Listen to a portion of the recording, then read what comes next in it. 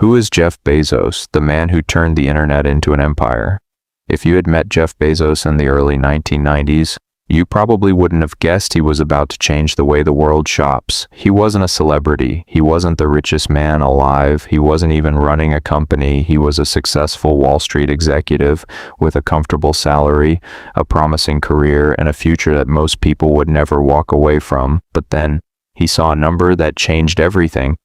The internet was growing at 2,300% a year, not 23%, not 230%, 2,300%. Most people would have called it an interesting statistic. Jeff Bezos saw the future, and once he saw it, he couldn't unsee it. This is the story of Jeff Bezos, the man who transformed a tiny online bookstore into one of the most powerful companies in history, long before Amazon, before billions of dollars, and before rockets and headlines.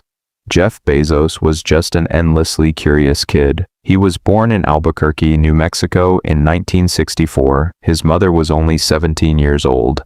His biological father left when Jeff was still a baby. A few years later, his mother married Miguel Bezos, a Cuban immigrant who had arrived in America alone as a teenager. Miguel adopted Jeff and gave him his last name. Years later, Jeff would say that Miguel wasn't his stepfather, he was simply his father from an early age. Jeff displayed an unusual obsession with understanding how things worked. He wasn't satisfied with using machines. He wanted to dismantle them, fix them, improve them. As a child, he once took apart his crib because he wanted a real bed, not because someone told him to, because he believed he could build something better. His grandparents noticed the same curiosity. Every summer, Jeff spent months on their ranch in Texas. There, instead of playing video games, he repaired windmills, fixed tractors, built tools, solved practical problems. Without realizing it, he was developing a mindset that would define his entire career. Every problem is simply an engineering challenge waiting to be solved. Jeff loved science fiction, not casually, obsessively. He devoured novels by Isaac Asimov and Robert Heinlein, stories about space, civilizations, the future. Those books planted a dream that never left him. Humanity shouldn't remain confined to one planet. Decades before Blue Origin existed, that vision was already taking shape inside his imagination. Most children read science fiction as entertainment. Jeff read it as possibility. After graduating from Princeton University, Bezos joined Wall Street. His intelligence quickly became impossible to ignore. By his early 30s, he had become one of the youngest senior vice presidents at a successful investment firm. From the outside, his life looked perfect: prestigious job, excellent salary, clear path to success. But then came the internet. When Jeff studied its explosive growth, he realized something extraordinary was happening. The world wasn't simply adopting a new technology, it was entering an entirely new era. And if he ignored it, he might regret it forever. So Jeff did something that seemed irrational. He walked away. He left one of the best jobs in finance. No guarantee, no certainty, just an idea. He later described this decision using something he called the regret minimization framework. He imagined himself at 80 years old, looking back on his life. Would he regret trying and failing, or would he regret never trying at all? The answer became obvious. He quit. Together with his wife, Mackenzie, Jeff drove across America to Seattle. During the trip, he wrote the business plan for what would become Amazon. The company began inside a garage, like many legendary startups. But unlike most startups, Amazon didn't begin with grand ambitions to sell everything. It began with books. Why books? Because there were millions of titles, far more than any physical bookstore could ever stock. The internet removed that limitation. Customers suddenly had access to almost every book in existence. It was a simple idea, but simplicity often hides revolution. In the early days, every time Amazon received an order, a bell rang inside the office. At first, everyone stopped working to celebrate. Then orders became more frequent. Eventually, the bell rang so often, they had to turn it off. Growth had become unstoppable, but Jeff Bezos wasn't thinking about becoming an online bookstore. That was only the beginning.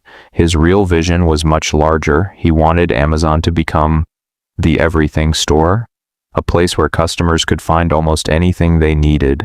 This vision required patience, years of patience. For decades, Amazon reported little profit.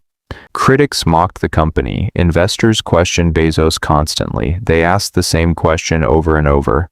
When will Amazon start making serious money? Jeff's answer rarely changed. He wasn't optimizing for quarterly profits. He was optimizing for decades. That long-term thinking became one of his greatest competitive advantages. Perhaps no phrase captures Bezos's mindset better than this one: customer obsession. Most companies study competitors. Jeff studied customers. He believed competitors change, technology changes, markets change, but customer desires remain remarkably consistent. People always want lower prices, faster delivery, greater convenience, better service. If Amazon became obsessed with those timeless needs, success would eventually follow, and that's exactly what happened. Another defining characteristic of Jeff Bezos was his willingness to experiment. Inside Amazon, failure wasn't viewed as embarrassment, it was viewed as tuition. He once said, "If you know it's going to work, it's not an experiment." That philosophy produced many failures: the Fire Phone, Amazon auctions, several forgotten products, but it also produced extraordinary successes: Amazon Prime, Kindle, Amazon Web Services, Alexa. Each one emerged because Amazon kept experimenting while others played it safe. One of Bezos's most important ideas was something he called Day One. To Jeff, every day should feel like the first day of a startup. Hungry, curious, fast, customer-focused. Because companies don't usually fail overnight. They decline slowly, they become comfortable, bureaucratic, complacent. Jeff feared that more than competition itself. He often warned that day two meant stagnation, irrelevance, and eventually death. So Amazon fought every day to remain a startup, even as it became one of the world's largest companies. But Jeff's ambitions extended far beyond e-commerce. Remember those childhood dreams inspired by science fiction? He never forgot them. In 2000, he quietly founded Blue Origin, a private space company with an extraordinary mission: to help millions of people live and work in space. Unlike Amazon, Blue Origin moved slowly, deliberately. Its motto became Gradatim Ferociter, step by step, ferociously. To many people, space exploration seemed unnecessary. To Bezos, it was inevitable. He believed humanity's long-term future depended on expanding beyond Earth. The dream that began in childhood never disappeared. By the time Bezos stepped down as Amazon's CEO, the company had transformed nearly every aspect of modern commerce: shopping, cloud computing, entertainment, artificial intelligence, logistics, even grocery stores.